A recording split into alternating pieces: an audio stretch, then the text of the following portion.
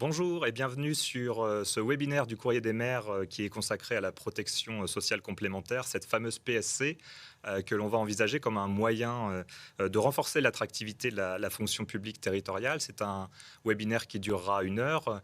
N'hésitez pas pendant ce webinaire à poser vos questions sur le chat en ligne, des questions auxquelles nous essaierons de répondre dans la deuxième partie de ce webinaire. On va se poser pas mal de questions.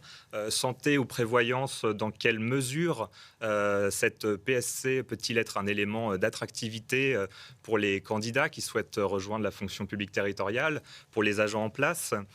Comment bâtir une PSC qui soit attractive pour les agents? Sur quel volet particulier les fonctionnaires territoriaux sont-ils le plus en attente? Comment communiquer également sur cette PSC et sur ses avantages, et puis comment l'intégrer à une politique ressources humaines globale. Pour discuter de ces sujets, j'ai le plaisir d'accueillir Sarah Deslandes sur le plateau. Bonjour et merci d'être parmi nous. Bonjour. Sarah Deslandes, vous êtes DGA Ressources, Innovation, Communication, Inclusion à la ville de Chambéry. Tout à fait, Et vous vice-présidez l'association des DRH des grandes collectivités. c'est ça. Et nous avons également le plaisir d'accueillir Emmanuelle Rousset en duplex. Bonjour Madame Rousset. Bonjour. Bonjour à vous. Vous êtes vice-présidente de Rennes Métropole chargée des ressources humaines, du dialogue social et de l'administration générale. Et vous coprésidez également une commission qui est la commission fonction publique territoriale de l'association France Urbaine, cette association qui réunit les grandes villes, les grandes agglos de ce pays. Bonjour à vous et merci d'être parmi nous. Alors cette PSC, elle va s'instaurer à compter de 2025 ou 2026 en fonction du volet prévoyance et du volet santé. Mais peut-être, Sarah Deslandes, pour commencer, de quoi parle-t-on exactement quand on parle de PSC dans la fonction publique territoriale? Alors, effectivement, il faut commencer par ça pour préciser les contours exacts de ce qu'est la protection sociale complémentaire. Alors, effectivement, elle devient obligatoire, cette protection sociale complémentaire, notamment dans la participation financière de l'employeur. Mais aujourd'hui, il y a déjà un certain nombre d'employeurs qui proposent le dispositif. La protection sociale complémentaire, c'est deux volets distincts. D'une part, comme vous l'avez dit, c'est la santé et donc la mutuelle santé. Comme aujourd'hui, on a quasiment 99% des agents territoriaux qui sont dotés d'une mutuelle santé, tout le monde visualise à peu près ce que recouvre une mutuelle. Et donc, ça permet aux agents de pourvoir à leurs dépenses de soins, mais aussi d'hospitalisation particulièrement. Ensuite, il y a un autre volet qui est moins connu, moins bien appréhendé, et des employeurs et des agents. C'est le volet prévoyance. Alors, qui parfois est appelé maintien de salaire, mais qui recouvre aussi tout le volet invalidité. La prévoyance, aujourd'hui, c'est une garantie qui n'est pas souscrite par la majorité des agents territoriaux. Et donc, il y a un enjeu avec la mise en place de cette réforme à ce que davantage d'agents y souscrivent.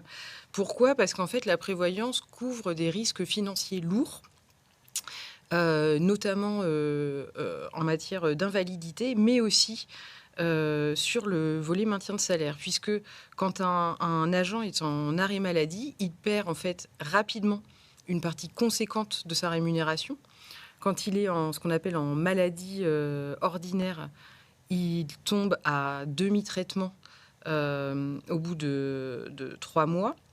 Et quand il est en congé longue maladie et en congé longue durée, dans un cas, au bout d'1 an, il ne perçoit plus que la moitié de son traitement, et dans l'autre cas, au bout de 3 ans. Donc il y a un risque en fait de précarisation C'est ce risque dont des agents. sont peu conscients les agents, y compris ceux qui sont en place aujourd'hui, vous diriez? Voilà, c'est ça. C'est un risque qui est méconnu, on va dire, de la plupart des agents territoriaux, parce que finalement, le statut et la situation de l'agent pendant son congé maladie est assez peu connue. Donc la prévoyance permet de couvrir ce risque-là, selon des modalités qu'on va peut-être détailler ultérieurement. Emmanuel Rousset, est-ce que, en tant qu'élu local, membre d'un exécutif local et donc d'une collectivité employeuse, vous avez le même constat de cette méconnaissance, notamment sur le volet prévoyance et de cette nécessité de communiquer, de faire de la pédagogie sur ce qui est en train de se construire et ce qui va arriver en la matière? Oui, tout à fait. Alors d'abord, en préalable, je voulais dire, je mène une négociation nationale sur la suite de la réforme de la PSC. À ce titre-là, je ne rentrerai pas dans le sujet d'actualité de la négociation. Donc, il y aura des sujets peut-être dans nos échanges auxquels je ne pourrai pas répondre. Je n'ai aucun lien avec aucune mutuelle qui sont autour de ces enjeux-là. Je le précise pour être toute transparence. C'est vrai que la question de la prévoyance, ça peut paraître très technique, ça peut paraître très lointain. C'est la question du risque qui peut-être peut arriver. Et c'est vrai que quand on a 25 ans, quand on démarre dans sa vie d'agent public, on n'a pas forcément en tête qu'on peut être arrêté. Déjà, on ne sait pas toujours, on ne conscientise pas toujours que 3 mois, on peut basculer à demi-traitement. Et puis, la question du risque, elle est pas évidente. Donc, il y a un gros travail de pédagogie à faire, d'information, mais aussi, pour moi, c'est vraiment le pendant de l'enjeu de la prévention. C'est-à-dire que la PSC et la prévoyance particulièrement, c'est l'autre facette d'un enjeu de prévention qu'on doit se saisir dans nos collectivités. Et c'est un outil intéressant pour protéger nos agents. Alors, plutôt en curatif du côté de la prévoyance, alors que la prévention, on est là pour anticiper. Mais les deux sont importants pour qu'on puisse avoir des agents qui font face aux incertitudes de santé dans des bonnes conditions. Et alors C'est vrai que vous-même, ce n'est pas évident parce que oui, excusez-moi, c'est vous-même, vous très technique. communiquez beaucoup sur ce sujet auprès des agents et vous l'intégrez dans une communication au sein du cadre de travail et des liens que vous avez avec les agents, cette communication? Alors, on le refait et on va le refaire régulièrement. C'est-à-dire que la question de la communication, il y a un turnover classique dans nos collectivités, et donc elle est importante de refaire de manière importante. Elle doit se faire dans le cadre du dialogue social. Les organisations syndicales doivent aussi être des ambassadeurs des enjeux de prévoyance et de santé aussi, évidemment, hein, mais de la protection sociale complémentaire, et elle passe par de l'information.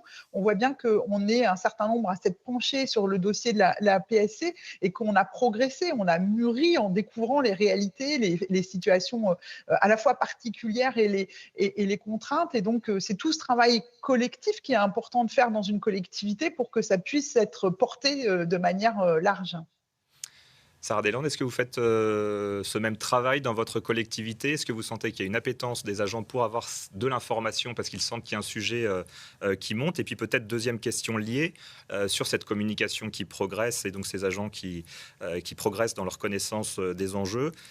Est-ce qu'ils ont des attentes sur des volets en particulier de cette PSC? Est-ce qu'il y a des attentes particulières qui remontent de ces fonctionnaires territoriaux? Alors effectivement, sur la communication, je rejoins tout à fait ce que dit Madame Rousset, c'est une œuvre collective en fait. Il y a à la fois la communication que l'employeur peut faire à travers sa direction des ressources humaines, mais il doit aussi y avoir des relais, notamment par les représentants du personnel, pour que la pédagogie se fasse sur les risques couverts par la prévoyance. Ça ne peut pas être que l'employeur qui est à la manœuvre sur ce sujet-là. Il y a aussi pas mal de communication qui se met en place, notamment par le biais des mutuelles, qui sont très actives sur le volet pédagogie et plutôt bien relayées dans certaines collectivités. Et puis, un acteur dont on n'a pas encore parlé jusqu'à maintenant et qui a un rôle important, ce sont les centres de gestion. Qui négocient pour certains des conventions de participation qu'ils déploient dans les collectivités. Et là encore, ça fait une force de frappe en matière de communication auprès des agents, avec, pour être très concret, hein, des réunions plénières qui sont organisées, des permanences qui sont proposées aux agents régulièrement. Des centres de gestion qui sont un acteur connu de ces agents auxquels ils peuvent recourir à chaque fois qu'ils ont besoin d'informations? Oui, ou plutôt l'acteur mutualiste qui a été retenu par le centre de gestion à l'issue de la mise en concurrence, qui lui va être chargé du déploiement des contrats auprès des agents territoriaux. Donc ça fait autant, si vous voulez, d'acteurs, d'opérateurs qui vont permettre de faire le travail de pédagogie. Après, pour répondre à votre deuxième question sur les attentes des agents, je pense que les attentes des agents, c'est sans doute déjà d'avoir une couverture sociale équivalente à celle des salariés du secteur privé. Et c'était l'objectif de l'ordonnance de 2021, puisque ce qu'il ne faut pas oublier dans ce dossier, c'est que la fonction publique accuse un certain retard Ça fait bien longtemps que dans le secteur privé, l'employeur doit participer à la mutuelle santé des salariés. Alors, sans idéaliser, hein, on sait bien qu'ils ne participent pas sur forcément des formules hyper intéressantes, mais en tout cas, on avait un enjeu de rattrapage dans la fonction publique pour que l'employeur public puisse proposer des garanties équivalentes à ce que sont celles du secteur privé. Donc, l'agent territorial, ce qu'il attend, c'est une participation financière de son employeur à sa protection sociale. Je pense que ça, c'est le premier niveau d'attente. Après, il y a un deuxième niveau d'attente, et là, qui va dépendre, je pense, de chaque collectivité, c'est sur quel risque les agents ont besoin d'être couverts, à la fois en santé. Qu'est-ce qui est important en santé? Ça va dépendre des régions où on est. Par exemple, en Île-de-France, il y a beaucoup de dépassements d'honoraires chez les médecins. Du coup, ça va être intéressant d'avoir une mutuelle employeur qui permet la prise en charge peut-être de ces dépassements d'honoraires. Et puis, il y a un volet là qui relève, à mon sens, de la négociation avec les partenaires sociaux, de quel type de couverture prévoyance on veut pour les agents, quel niveau d'indemnisation pendant les arrêts maladie, quelle qualité, quel niveau d'indemnisation. Et ça doit se négocier au niveau local, et c'est justement ce que permet la réforme. Alors pour poursuivre sur ces remarques, sur ces éléments, Emmanuel Rousset, justement, est-ce que vous diriez que ces éléments qui viennent d'être cités de la PSC, ce sont des éléments, peut-être parmi d'autres dispositifs de protection sociale, qui sont dans les mains des maires employeurs, des présidents d'intercommunalités employeurs pour doper l'attractivité d'une collectivité face à ceux qui veulent rejoindre cette collectivité et doper l'attractivité de la fonction publique territoriale ? Oui et non, c'est-à-dire qu'il faut remettre, et Sarah Deslandes l'a dit, la fonction publique territoriale a un retard en termes de PSC par rapport au privé. Donc c'est plus une remise à niveau qu'un dopage intensif.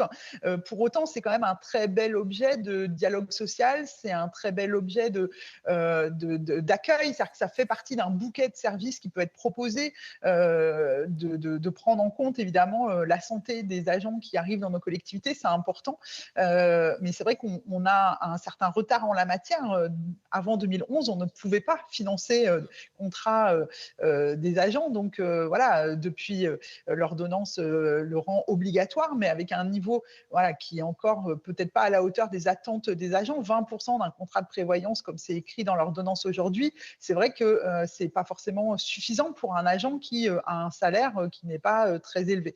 Après, c'est la question aussi de la solidarité et du collectif. C'est-à-dire qu'on voit bien que dans l'approche de la PSC, soit on le fait chacun pour soi et je me protège parce que individuellement j'ai conscience du risque et je suis prêt à participer et à payer un petit peu pour m'assurer moi, soit on l'a dans une approche collective et dans la fonction publique territoriale où on revendique des métiers du service public, des métiers qui ont du sens, l'avoir dans le cas d'une approche collective me paraît une bonne solution aussi pour montrer des cohérences entre des valeurs et des actions. Vous dites donc que c'est un élément d'une politique aussi globale d'accompagnement, d'action sociale envers l'ensemble des agents d'une collectivité ? Tout à fait, c'est-à-dire que la question de l'innovation sociale dans nos collectivités, elle passe aussi par des offres et la co-construction d'outils dans le cadre du dialogue social. Et donc, c'est vrai que la PSC a un bon niveau qui correspond aux attentes parce que ce ne sont pas les mêmes quand on est plus dans le sud de la France ou dans l'ouest. Les pathologies peuvent être un peu différentes, les risques peuvent être un peu différents. Pour autant, il y a besoin d'un socle commun. Et puis, ça peut venir avec des enjeux, on l'a dit tout à l'heure, de prévention aussi, d'une cohérence et de montrer qu'on anticipe ces questions-là. Ça peut aller avec une politique d'action sociale aussi assez forte. On voit que d'autres questions annexes à la rémunération ont de l'importance aujourd'hui dans l'attractivité. Et donc, c'est évidemment un élément qui facilite et qui concourt à cela. Et alors justement, question très concrète, lorsque la collectivité employeur, par exemple, que vous représentez et ces cadres territoriaux reçoivent des candidats pour tel ou tel poste, dont certains dont on sait pour lesquels les collectivités cherchent des candidats car il manque de candidatures avec des postes non pourvus. Est-ce que cela fait partie des questions qui sont posées par les candidats, des volontés du candidat d'en savoir plus et d'avoir des garanties au-delà de évidemment, des questions principales, les contours du poste, la rémunération, ces questions classiques. Est-ce que la question, tout simplement, de cette protection sociale globale et PSC revient dans les entretiens que vous avez vous-même, les élus employeurs et les cadres territoriaux lorsqu'ils recrutent? Alors sincèrement, aujourd'hui, le télétravail, oui. La PSC, c'est un petit peu moins vrai, en tant que tel, sauf si c'est des gens qui viennent du privé, qui ont conscience de ce qui existe par ailleurs. C'est-à-dire qu'on voit bien que la culture prévoyance, surtout, ou PSC en général, elle n'est pas forcément encore très développée, la prise de conscience que c'est. Bon, sincèrement, nous, on a encore des marges de progrès à faire pour être super attractifs sur les questions de PSC, mais on va y travailler avec nos organisations syndicales. Et c'est vrai que ça peut faire partie, mais c'est pas un élément tout seul. Après, ça fait partie d'un lot, entre guillemets, d'éléments qui peuvent avoir du sens. Et c'est vrai que quand on a des gens plutôt en deuxième partie de carrière ou qui ont travaillé ailleurs avant, là, par contre, ça peut arriver assez rapidement. Sarah Deslandes est la représentante de l'Association nationale des DRH que vous êtes. Fait-elle le même constat? Ça peut arriver, c'est pas encore fréquent, ça peut être un des éléments qui est évoqué? Mm. Bah, c'est vrai qu'au moment des recrutements, aujourd'hui, il y a évidemment la négociation salariale, alors quand on peut négocier. Et puis, il y a finalement tout ce qu'il y a autour, tous les accessoires finalement. Donc, il y a les tickets restaurants, il y a la politique d'action sociale de la collectivité. Est-ce qu'elle est adhérente au CNAS? Est-ce qu'elle a un comité des œuvres sociales en interne, enfin l'équivalent des comités d'entreprise en fait, en réalité. Donc ça, c'est des questions que nous posent les candidats. Et puis, il y a la question de la mutuelle santé. Alors effectivement, davantage chez des candidats qui ont pu travailler dans le privé précédemment. Mais ça fait partie d'un plus qui vient à côté de la rémunération. Et un plus que vous-même, vous mettrez en avant quand il existe dans telle ou telle collectivité, il est mis en avant, ou est-ce que c'est encore un peu tôt par rapport à cette PSC qui est Non, en non, non, construction? c'est des choses qui sont d'ores et déjà valorisées par les employeurs au moment des recrutements. Alors, soit de dire sur la mutuelle santé, la collectivité a choisi le dispositif dit de labellisation, donc participe sur un ensemble d'offres labellisées.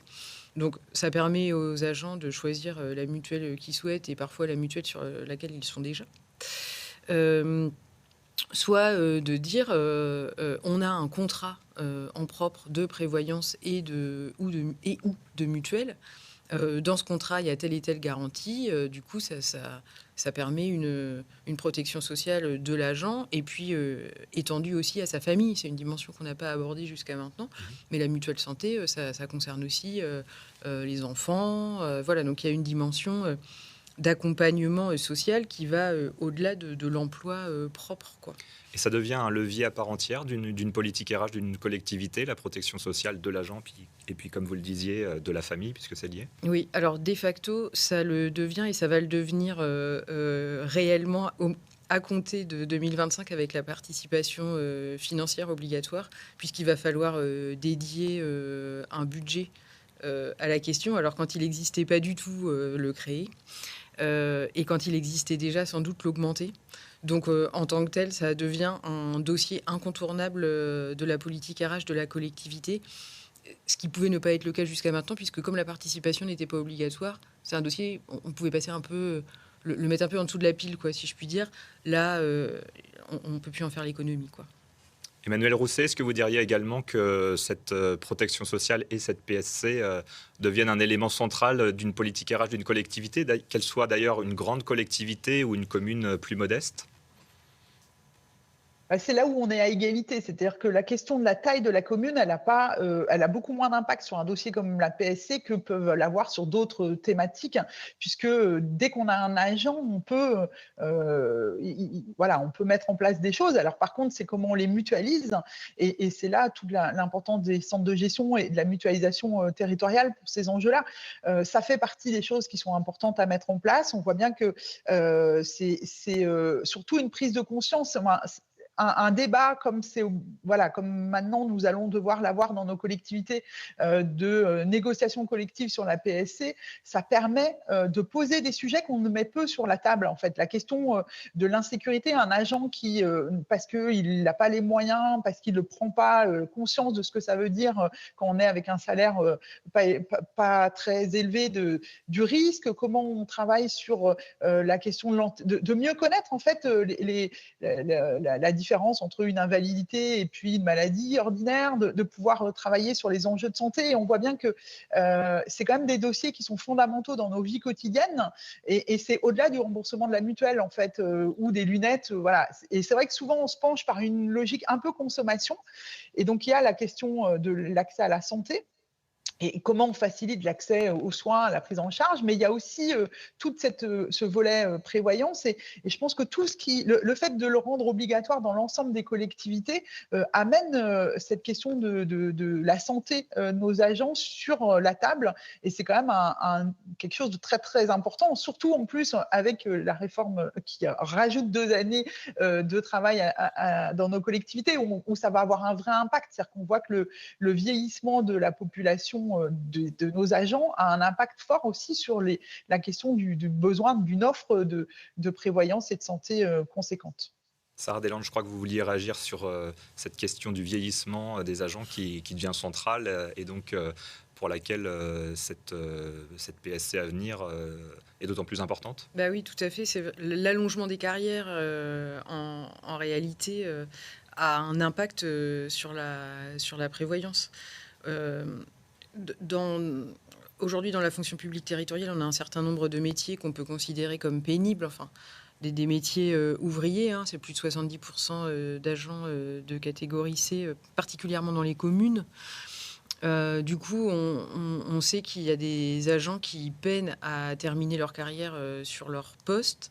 On observe une augmentation des congés de longue maladie et des congés de longue durée qui sont liés ou pas à de l'usure professionnelle. Hein. Je ne prononce pas là-dessus. Mais du coup, qui renforce en fait la nécessité que les agents aient une couverture adaptée pour ne pas terminer leur carrière dans une précarité forte. Donc, c'est ça qui se joue aussi dans le dialogue social, c'est qu'au moment où on va négocier avec les représentants du personnel le contenu des garanties prévoyance, il faudra avoir en tête ces éléments-là, la moyenne d'âge des agents dans la collectivité, le nombre de congés longue maladie, congés longue durée qui interviennent en fin de carrière pour pouvoir construire une offre de prévoyance qui soit adaptée aux risques encourus par les agents. En fonction notamment de la structure démographique, si je puis dire, des agents de la collectivité, notamment l'âge moyen, le type de carrière. Tout à fait. C'est un élément fondamental pour avoir un contrat de prévoyance qui soit adapté à la population de la collectivité. Emmanuel Rousset, est-ce qu'on peut dire que, par rapport à votre dernier propos, il ressort que la PSC sera bien sûr un plus qui va être apporté aux agents, mais aussi un plus pour les collectivités employeuses qui découvrent, le mot est peut-être un peu fort, mais des champs sur lesquels elles pensaient avoir un impact suffisant et il faut aller plus loin, ou voire même certains trous dans la raquette de la politique d'accompagnement social. C'est aussi une chance pour ces maires employeurs, ces collectivités employeuses, de mieux connaître leurs agents et puis de les avoir dans la meilleure santé possible. Oui, tout à fait. C'est vraiment important pour nous d'avoir voilà, que la carrière professionnelle de nos agents n'ait pas d'impact ou le moins d'impact possible, parce qu'on sait que c'est pas toujours simple sur la santé de ces agents-là. Donc, c'est important. C'est vraiment un moment autour de la négociation, autour de la PSC dans une collectivité pour mieux connaître aussi la santé de ces agents, sa pyramide des âges, comme le disait Sarah Deslandes. On voit bien que c'est l'occasion de se poser sur des sujets et de regarder aussi comment ça rentre dans nos politiques RH de base, entre guillemets, sur la question de la prévention, sur la question de l'accès à la santé. On voit l'installation des ST, voilà, les nouvelles formations spécialisées en santé au travail, on voit bien que ça fait partie souvent des choses qui sont un peu transversaux et que là, ça peut permettre d'avoir une approche un peu globale de ces enjeux-là. Et c'est ça qui est important, en tout cas pour nous en tant qu'employeurs territoriaux, c'est évidemment la finalité par rapport à l'agent. Un agent qui sait qu'il ne sera pas au bout de 3 mois à demi-traitement et vivre avec 600 € par mois. Voilà. Et donc, c'est aussi cette paupérisation d'agents et des fois d'agents vieillissants quand on voit l'impact que peuvent avoir les questions d'invalidité sur le niveau des retraites, particulièrement les retraites les plus faibles, c'est un vrai enjeu commun et on doit tous prendre nos parts là-dedans. C'est aussi bien nous en tant qu'employeurs, mais aussi les organisations syndicales pour arriver à avoir des offres qui correspondent vraiment à la réalité des besoins des agents et que ça puisse nous amener aussi à avoir un suivi dans ces questions de conditions de travail et de santé, sécurité, le plus en amont pour vraiment avoir une approche globale de la question. Ça permet aussi à l'agent territorial, quelque part, d'être rassuré si jamais, au moment où une telle PSC sera mise en place, de savoir qu'il ne sera pas mis seul devant un événement, on parlait de la prévoyance tout à l'heure, un événement malheureux, de savoir que la collectivité connaît son parcours, connaît son état de santé. Est-ce que ça devient aussi un élément de fidélisation, quelque part, pour l'agent dans la collectivité ? C'est vrai que c'est important de pouvoir de maîtriser le plus possible les incertitudes. La question de la charge mentale, et combien on voit d'agents qui peuvent pas s'arrêter comme il faudrait pour se soigner parce que ils n'ont pas forcément souscrit la prévoyance.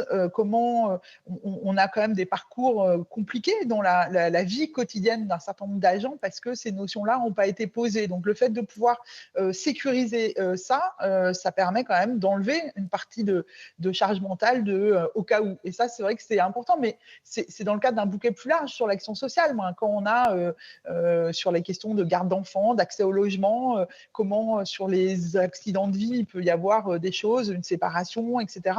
Comment on accompagne sans rentrer dans l'intimité de nos agents, parce qu'évidemment, il ne s'agit pas de faire du flicage et des bases de données qui seraient en fonction de ça, mais comment on peut être aussi présent pour accompagner dans tous les moments de vie de nos agents, que ce soit des bons moments, ça on a l'habitude de le faire régulièrement, ou que ce soit les moments les plus difficiles. Donc c'est trouver cette juste mesure qui n'est pas pour moi ni du paternalisme ni de l'ingérence, mais qui permet d'avoir une coopération entre les agents et les employeurs sur ces enjeux-là. D'où l'importance du dialogue social. Et je crois que c'est ça qui est renforcé aussi, c'est que ça passe par du dialogue social sur ces enjeux de prévoyance et de santé. Un rebond, Madame Deslandes, peut-être sur ces propos, à la fois la nécessité de connaître les agents pour accompagner au mieux ceux qui ont ou qui pourraient avoir des parcours heurtés, et puis d'avoir ce dialogue social pour justement le réaliser au mieux. Oui. Je rejoins tout à fait ces propos-là. En effet, c'est fondamental pour un employeur de pouvoir accompagner le parcours de vie de l'agent, y compris pour favoriser la présence au travail. Enfin, il faut aussi pouvoir le dire comme ça. Et d'ailleurs, à ce titre-là, la mutuelle santé joue un rôle fondamental, c'est-à-dire des agents qui ont les moyens de bien se soigner seront moins absents. Alors, ça peut paraître basique de le dire comme ça, mais c'est une réalité. Moi, j'aimerais en fait approfondir un peu deux éléments et dire que finalement, la réforme là, qui est proposée par l'ordonnance de 2021, elle permet à la fois un renforcement de la couverture des agents et à la fois un renforcement du dialogue social. Alors, peut-être d'abord sur le renforcement de la couverture des agents. L'ordonnance, je rentre juste un tout petit peu dans la technique, mais c'est vraiment pour illustrer en fait les propos qu'on est en train d'avoir. L'ordonnance de 2021, elle est déclinée dans un décret de 2022, et ce décret de 2022 fixe le minimum de la prévoyance. Donc et ce minimum en fait est assez conséquent. C'est-à-dire que l'employeur participera à la prévoyance sur un niveau de garantie qui est de bonne qualité. C'est-à-dire, un tout petit peu de technique, 90% du traitement indiciaire. Donc ça veut dire que l'agent récupère la quasi-totalité de son salaire indiciaire et 40% du régime indemnitaire, donc des primes. Et ça, que ce soit pendant la période de demi-traitement et que ce soit aussi en cas de retraite pour invalidité. Donc on est sur un niveau minimum qui est déjà un niveau relativement conséquent. Et ça, c'est très protecteur pour les agents. C'était quelque chose qui n'était pas forcément attendu dans la réforme. On aurait pu partir sur un niveau de couverture plus faible, 75% du traitement indiciaire, 80% du traitement indiciaire, par exemple. La barre a été mise suffisamment haut, selon vous? Alors, elle a été mise haut, et c'est tant mieux pour les agents. Après, ça a des conséquences sur le coût de ces garanties-là. C'est-à-dire que quand vous assurez 90% du traitement indiciaire, la cotisation dont l'agent va s'acquitter, elle va être plus conséquente que si vous indemnisez 75% du traitement indiciaire. Donc ça, on va peut-être en parler un petit peu plus tard sur le coût de ces garanties. Donc ça, c'est le premier volet de la réforme, quelque chose de vraiment très protecteur, même au niveau minimum. Le deuxième élément de la réforme qui est particulièrement intéressant, c'est la possibilité qu'a l'employeur territorial de négocier au niveau local une convention de participation, c'est-à-dire un contrat de prévoyance et ou de santé auquel les agents seront tenus d'adhérer. C'est une option qu'a l'employeur territorial de négocier au niveau de la commune, de la région, etc., un contrat à adhésion obligatoire. Ça, jusqu'à maintenant, ça n'existait pas du tout dans la fonction publique. Ça permet deux choses. Ça permet de couvrir l'ensemble des agents, y compris ceux qui n'y auraient jamais pensé. On parlait tout à l'heure d'un agent qui a 25 ans, qui ne visualise pas du tout à quoi sert la prévoyance jusqu'au jour où il a un accident au ski et qu'il est arrêté 6 mois et qu'il ne peut pas télétravailler. Donc la négociation collective, l'adhésion obligatoire permet ça. Et puis, elle permet, on l'espère, de faire baisser le coût des garanties. C'est-à-dire, si tout le monde adhère à la prévoyance, si tout le monde cotise, y compris des gens qui sont très peu à risque, on va dire ça comme ça. Les plus jeunes, en général. Voilà. Ou même pas forcément... Enfin, des gens, disons, en bonne santé, qui ne déclencheront pas la prévoyance. Ça permet, du coup, d'avoir un pourcentage, parce que la prévoyance est exprimée en pourcentage du salaire, qui est plus faible que si on a un contrat qui est à adhésion facultative, comme c'est le cas aujourd'hui des contrats, qui fait que, par la force des choses, c'est les agents qui sont le plus exposés au risque qui adhèrent, les plus sensibilisés au sujet qui adhèrent. On a d'ailleurs une question en lien avec les développements techniques, mais qui rejoignent le fond, comme vous le disiez, qui nous est posée en ligne. Ma collectivité verse déjà 65 € par mois sur les 2 volets. Les textes imposent-ils d'avoir 2 forfaits distincts sur les 2 volets? Oui. Alors, effectivement, il y a une participation pour la garantie santé. Ce niveau minimum de participation, il a été fixé. Il est à 15 € brut par mois par agent, pour la mutuelle, je parle. D'un panier à hauteur aujourd'hui de 30 €. Donc, c'est 50% de ce panier. Voilà, donc c'est minimum 15 €. Voilà. Et pour la prévoyance, à ce stade, mais je laisserai peut-être Madame Rousset nous en dire plus, on est sur 7 € brut par mois par agent. Madame Rousset, est-ce que vous vouliez développer sur ce volet prévoyance? Non, moi je partage tout à fait ce qui a été dit. C'est l'ouverture là, elle est sur la question des régimes obligatoires. Voilà, la question de la santé et de la prévoyance, c'est des questions de solidarité intergénérationnelle entre les jeunes et les plus anciens dans nos collectivités. Ça sera encore plus vrai demain avec ces 2 années de plus qui vont faire un transfert assurantiel vers la prévoyance. C'est de l'intergénérationnel entre des métiers qui ont plus de chances d'être fragilisés tout au long de leur vie et des métiers plus protégés. C'est de la solidarité aussi entre des cadres et des non-cadres. Et donc, c'est vrai que c'est ces questions-là qui sont quand même intéressantes dans ce que ouvre l'ordonnance, de pouvoir mettre en place, si la collectivité le souhaite, des questions de contrats obligatoires. C'est vrai que c'est des choses qui permettent aussi le débat et de faire exister cet enjeu de la prévoyance dans le cadre aussi du dialogue social. Alors, autre question d'ailleurs en ligne qui nous est posée sur cette question de l'obligation.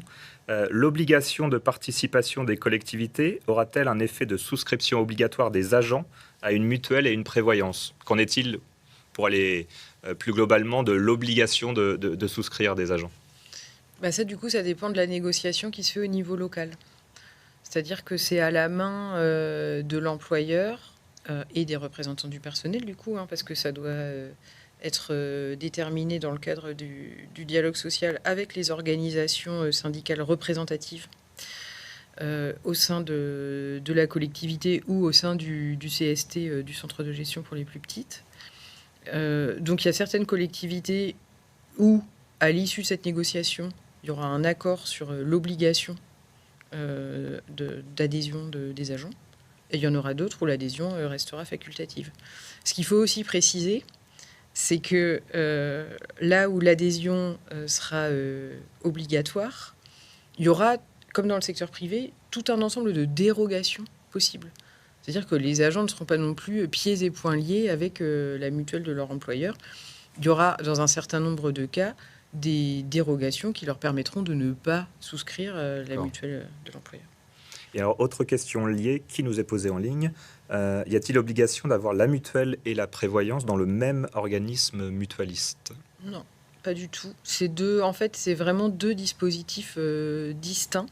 C'est des discussions qu'il y avait eu au tout début, quand il y a eu des travaux sur cette réforme, en amont même de l'ordonnance de 2021, de se dire, est-ce qu'on fait un PAC, en fait, un PAC santé-prévoyance. C'est pas du tout le choix qui a été fait par les pouvoirs publics. Preuve en est d'ailleurs que le calendrier pour les deux garanties est différent. Obligatoire, participation obligatoire à partir de 25 pour la prévoyance, seulement 26 pour la santé. Donc c'est vraiment deux dispositifs qui sont déconnectés.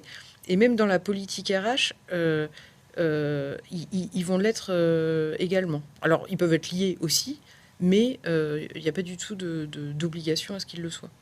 Madame Rousset, cette déconnexion entre le volet santé et prévoyance, c'est une bonne chose? Ça permet d'ouvrir plus de portes, de possibilités dans ce qui va être proposé in fine, selon vous?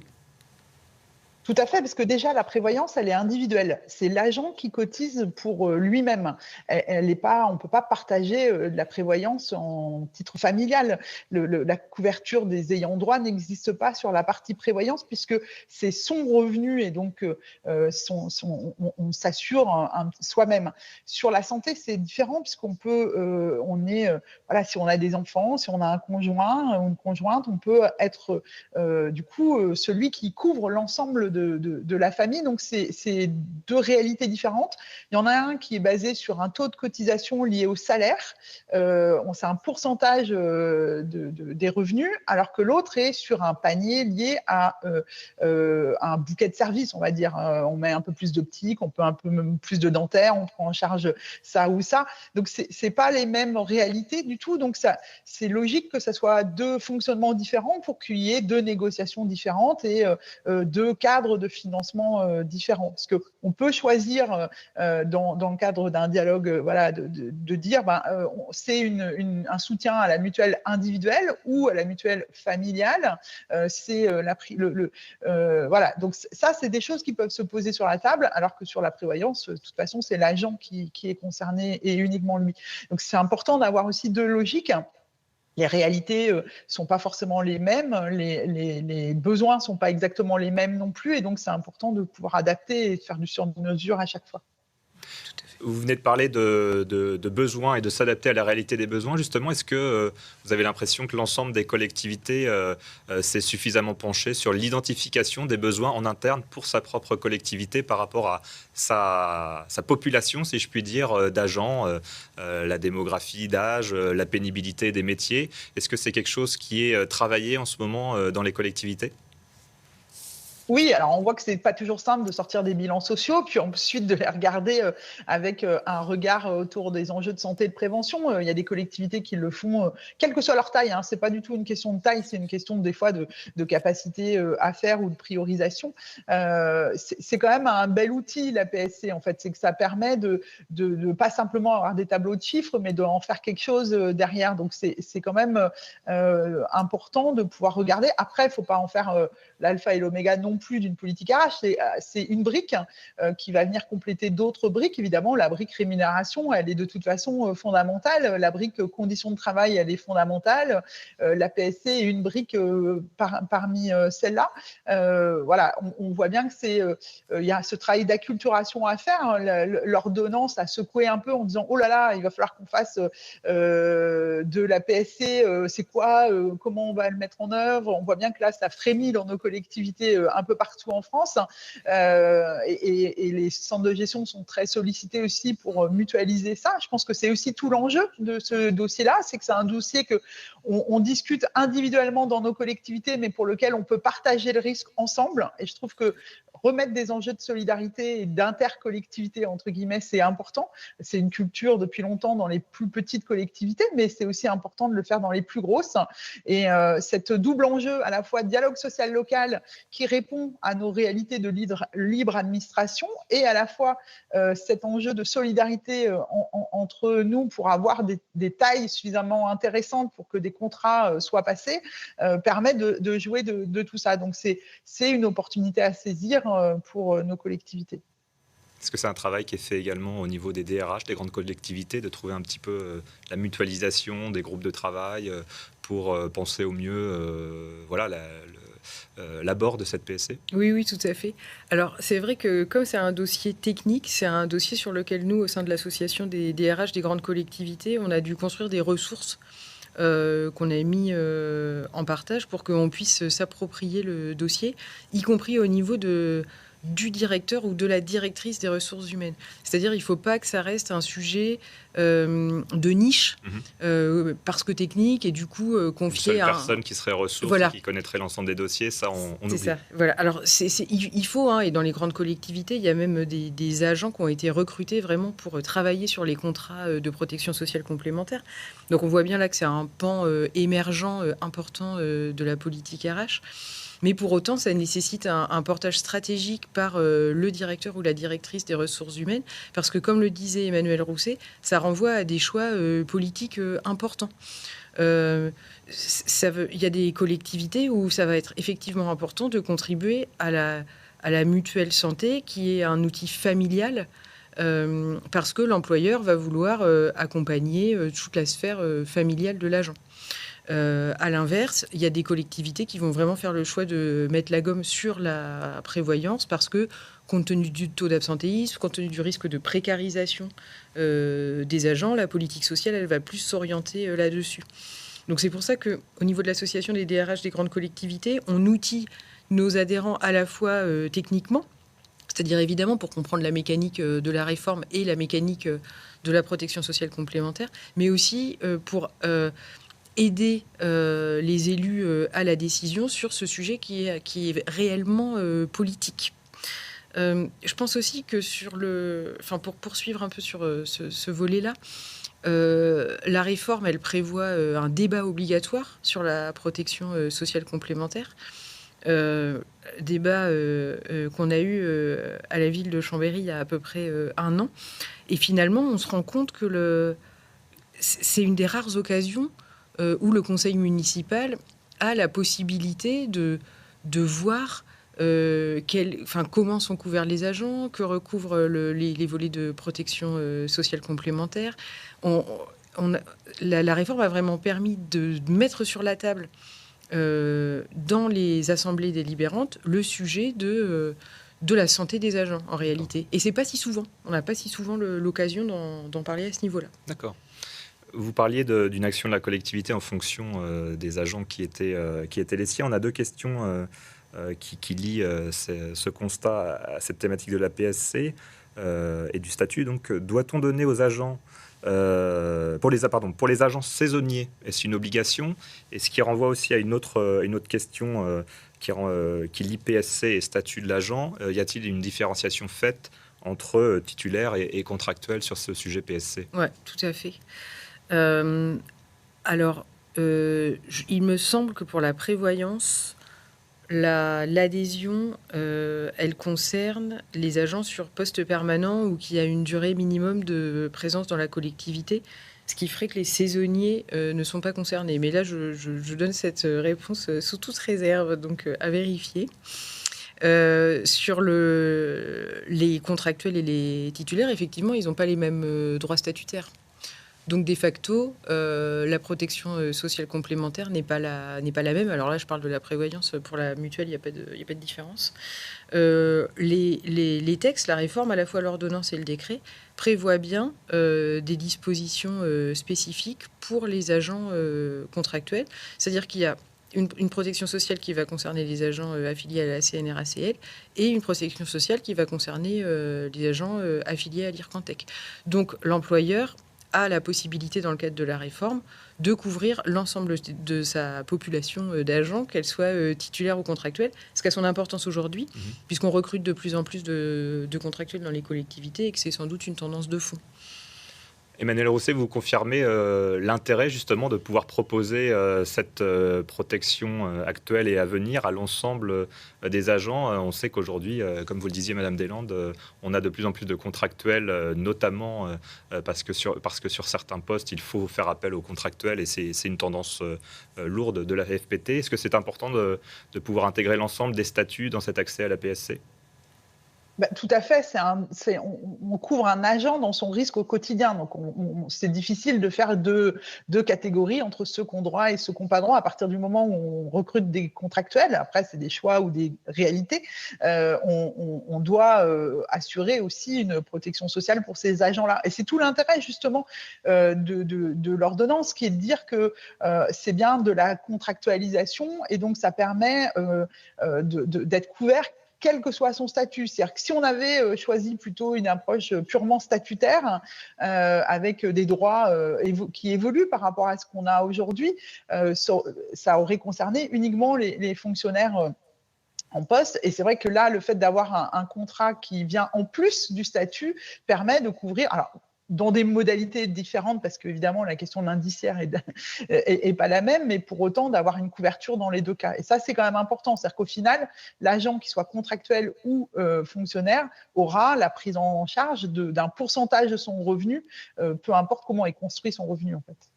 Est-ce qu'on a des chiffres d'ailleurs aujourd'hui? C'est l'une des questions qui nous est posée sur la participation moyenne des collectivités employeuses à la fois en santé et en prévoyance. Est-ce qu'on est capable aujourd'hui, au regard du nombre de collectivités, d'avoir des chiffres sur la participation moyenne actuelle en attendant que cette PSC soit finalisée?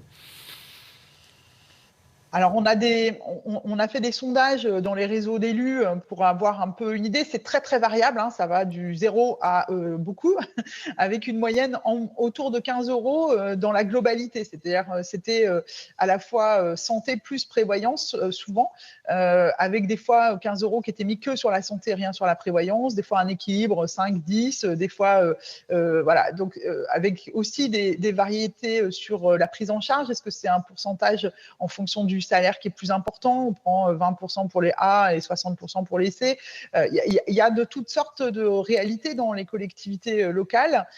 Et là où c'est intéressant, c'est pas qu'une question de strate. C'est qu'on voit que dans les petites communes, les moyennes ou les grandes, on a des employeurs territoriaux qui se sont saisis de la question de la PSC. Et puis dans d'autres, ça n'a pas été le cas. Voilà, pour d'autres raisons, il y a peut-être eu d'autres leviers d'activer. Et donc c'est là où on remet un peu les cartes, c'est que voilà, maintenant, demain, tout le monde aura un minimum de PSC pris en charge dans sa collectivité.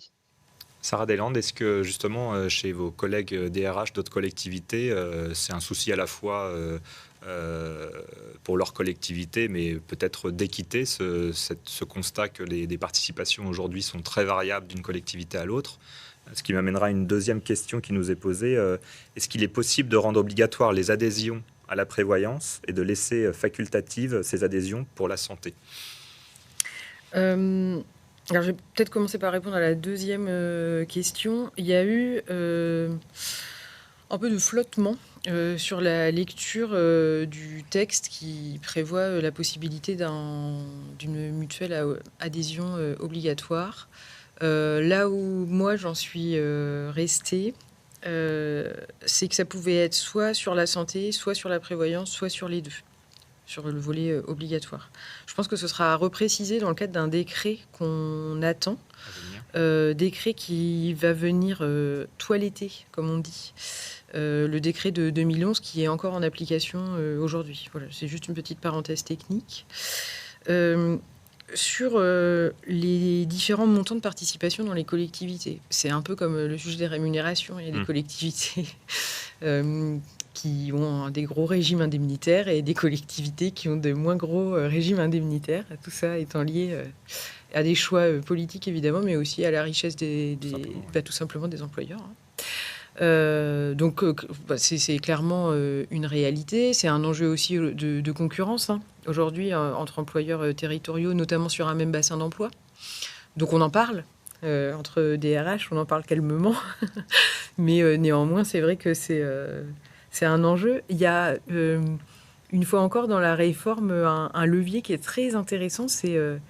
et qui sera précisé justement par le décret dont on attend la sortie, c'est les modalités de modulation de la participation dont parlait Emmanuel Rousset. C'est-à-dire, selon quels critères on peut moduler la participation qu'on accorde aux agents au niveau de la collectivité. Aujourd'hui, le texte, il dit sur des critères sociaux, je crois, je ne me rappelle plus la rédaction exacte, mais c'est quelque chose de cet ordre-là. Ça pose plein de questions. Est-ce que, par exemple, on peut moduler la participation de l'employeur selon le nombre d'enfants dans une famille, par exemple, pour la mutuelle santé? Est-ce que si on fait selon la rémunération, est-ce qu'on va faire selon la catégorie de l'agent A, B, C, sachant qu'il y a des agents B? Question qui nous est posée, voilà. Effectivement. Y a-t-il une différenciation par catégorie Voilà. Donc, ce serait possible de faire par catégorie, dire on participe moins pour les catégories A, plus pour les catégories C. D'un autre côté, les catégories, ça recouvre pas forcément les niveaux de rémunération. Vous avez des agents B en fin de grille qui vont être plus payés que des A en début de carrière. Donc, du coup, quel sens ça a? Et puis après, il y a la possibilité de faire en fonction des traitements avec des tranches, en disant jusqu'à tel indice, on participe à 10 €, au-dessus, c'est 15. Mais après, et là, je parle en tant que praticienne RH, il faut que tout ça soit applicable en paye.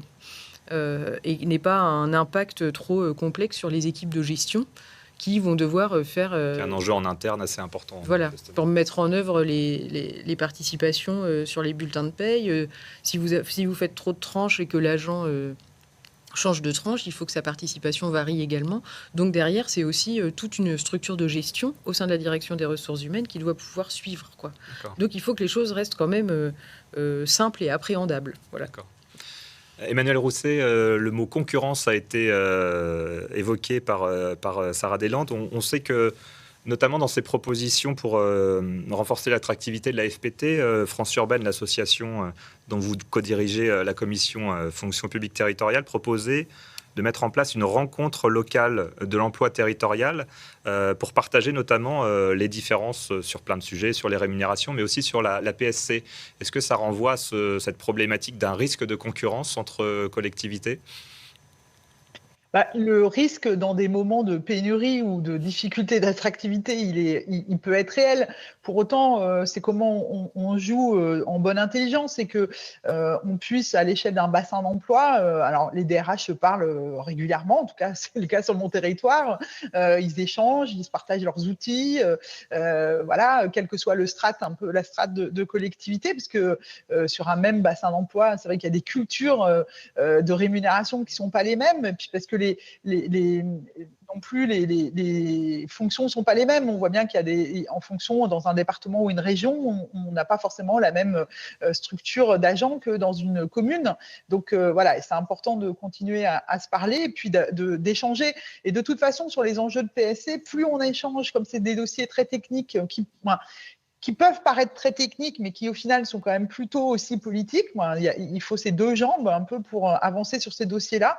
Plus on va échanger, plus on va partager, plus on va regarder ensemble les possibles, voire mutualiser à l'échelle d'un territoire, plus on a de chance aussi d'avoir une offre qui tient la route. Après, c'est des questions aussi de capacité à faire, parce que dans un idéal, ça serait voilà, on voit bien que les questions de finances publiques en ce moment sont pas faciles et que la question du juste niveau et du juste montant de participation, il est quand même important, parce que quand on multiplie par 100, 200, 500, 5000 agents, tout de suite, c'est vrai que ça fait des impacts qu'il faut aller négocier après avec les élus aux finances. Donc voilà, c'est cet équilibre-là entre d'où l'intérêt de la solidarité, parce que c'est vrai que et du partage de l'intérêt de la prévoyance, parce que si on le garde uniquement dans une entrée purement technique, c'est sûr que déjà, les RH, ce n'est pas forcément l'engagement majeur en politique de se dire, voilà, je m'engage pour gérer les RH d'une collectivité. Bon, voilà. Et en plus, la PSC, à l'intérieur de l'ensemble des enjeux RH, peut être un peu technique, d'où l'importance d'avoir là aussi des échanges et de remettre du sens et le pourquoi on le fait. Autre question qui nous sont posées, peut-être Sarah Deslandes, mais vous aviez commencé à y répondre tout à l'heure, sur un contrat labellisé santé, la collectivité peut-elle participer à la fois pour l'agent, mais aussi pour le conjoint et les enfants? C'est bien ce que vous disiez tout à l'heure, c'est aussi une manière de protéger la famille de l'agent. Oui, tout à fait. Mais la participation de l'employeur sur la mutuelle santé est pour l'agent. C'est-à-dire, après, l'agent, il peut souscrire une offre qui couvre sa famille, etc. Mais dans les textes, la participation de l'employeur porte sur l'adhésion individuelle de l'agent. D'accord. Autre question, y aura-t-il pour le privé une portabilité des droits, la fameuse portabilité des droits qui aurait été acquis en matière de protection sociale? C'est un des points de négociation. La portabilité des contrats, donc notamment en cas de mutation dans une autre collectivité, parce qu'on a quand même de plus en plus de turnover. C'est un véritable enjeu de pouvoir garder son contrat, surtout s'il est intéressant, quand on change d'employeur. Aujourd'hui, ça, c'est à la main de l'employeur et du centre de gestion dans la négociation du contrat, qu'il soit à adhésion obligatoire ou à adhésion facultative d'ailleurs. Merci pour cette réponse. On a une autre question qui peut être un peu technique. Alors là, je m'adresse autant à Sarah Deslandes qu'à Emmanuel Rousset. Comment faire si la compagnie décide d'arrêter le contrat? Est-ce que c'est déjà un cas qui a été rencontré dans vos collectivités? Emmanuel Rousset, peut-être, je vous vois réagir. Oui, on voit bien qu'en ce moment, la question en plus du transfert assurantiel, c'est pas simple. On a des réalités sur certaines collectivités ou CDG de contrats qui augmentent sans trop de délai de prévenance, d'arrêt du jour au lendemain. C'est vrai qu'il y a des réalités. Donc maintenant, c'est dans le cours de la négociation et donc ça, je ne rentrerai pas plus dedans, mais on sait qu'il y a des choses qui sont nécessairement à retravailler. Là-dessus, c'est vrai que on a besoin d'offrir de la visibilité aux agents. Alors, à la fois dans la durée, c'est-à-dire quand on prend une mutuelle ou une prévoyance, c'est pas pour un an. Donc, il y a un véritable enjeu à ce que les contrats soient longs et fiables et solides. Et il y a aussi un enjeu à ce que les tarifs ne varient pas du simple au double d'une année sur l'autre. Et ça, c'est compliqué. Et je pense que c'est compliqué aussi pour les opérateurs, pour les mutuelles, qui n'ont pas de recul en fait. Ça s'est jamais vu jusqu'à maintenant, les adhésions obligatoires, même la participation obligatoire, c'est pas on n'a pas d'expérience là-dedans. Donc c'est un des points qui nécessite et qui est actuellement travaillé, de pouvoir asseoir des contrats durables avec des perspectives offertes aux agents sur d'éventuelles évolutions tarifaires. Je parle particulièrement sur la prévoyance. D'accord. Nous arrivons bientôt à la fin de ce webinaire. Je vous propose à chacune d'avoir un mot de conclusion, peut-être avec cette question qui rejoint la thématique première de ce webinaire. Est-ce que cette protection sociale complémentaire en construction va permettre notamment alors susciter des vocations pour rejoindre la FPT, ce serait beaucoup lui demander, je pense, mais va être un élément central, selon vous, dans les années à venir pour les collectivités, quelles qu'elles soient, pour décider ceux qui hésiteraient à rejoindre le public, à rejoindre la fonction publique territoriale, à rejoindre telle ou telle collectivité, à rejoindre un employeur en qui le candidat peut faire confiance et a envie de travailler. Emmanuel Rousset. Moi, j'ai envie de dire, dans tous les cas, saisissez-vous de l'enjeu de la PSC, faites-en un outil politique et de dialogue social. Voilà, c'est vraiment de se dire que c'est une ressource qui permet de tirer plein de fils à partir de ça. C'est un des éléments de l'attractivité. Sincèrement, ce n'est loin d'être le seul. Mais par contre, c'est un très bel outil qui a du sens et qui fait un objet de dialogue social intéressant avec les organisations syndicales parce qu'il concerne la vie quotidienne de nos agents et c'est ça qui est important. Et c'est une demande que vous avez régulièrement, qu'elle soit en interne ou de vos services RH, des candidats qui viennent pour candidater, pour rejoindre votre collectivité ou celles qui sont représentées dans votre association d'élus? Aujourd'hui, la mise en place de l'ordonnance a fait qu'on se pose des questions. Mais sincèrement, ce n'était pas le sujet RH en haut de la pile dans nos collectivités. Là, ça bouge avec l'ordonnance et la réforme, et tant mieux. Même question, Sarah Deslandes, en guise de conclusion, est-ce que c'est un élément central à venir, selon vous, dans les politiques RH, et notamment au regard de l'un des objectifs qui est attirer davantage de candidats, notamment sur ces postes où on manque de candidatures? Je pense que déjà, c'est une avancée pour les agents. Et ça, c'est à saluer parce que on n'a pas des réformes RH tous les jours qui permettent des avancées réelles, concrètes, avec des conséquences financières positives pour les agents. Donc, je pense que ça, c'est un élément fondamental et il faut le souligner. Ça représente quand même une forme de progrès social. C'est aussi un progrès de la démocratie sociale dans les collectivités, dans le sens où c'est, comme le disait Emmanuel Rousset, un objet de négociation intéressant, concret, plutôt consensuel, c'est-à-dire tout le monde est pour la protection sociale complémentaire. Donc ça donne un vrai... ça nourrit le dialogue social d'un objet très, très concret et qui a des conséquences chaque mois sur la paye des agents. Et je pense que le défi qu'on a, nous, des RH, c'est de faire en sorte de construire un dispositif qui fonctionne dans la durée, qui soit solide et adapté aux besoins des agents. Et si on y parvient, là, à ces conditions-là, ça représente effectivement un plus pour l'attractivité de la collectivité. Très bien. Mais écoutez, merci beaucoup, Sarah Deslandes, pour votre participation à ce webinaire. Merci beaucoup, Emmanuel Rousset, d'avoir participé à ce webinaire. Je rappelle que le replay de ce webinaire sera disponible sur le site du Courrier des maires et tous les internautes peuvent le retrouver sur notre site. Merci d'avoir assisté à ce webinaire du Courrier des maires en partenariat avec Mutam et n'hésitez pas à venir voir le replay sur notre site. À très bientôt.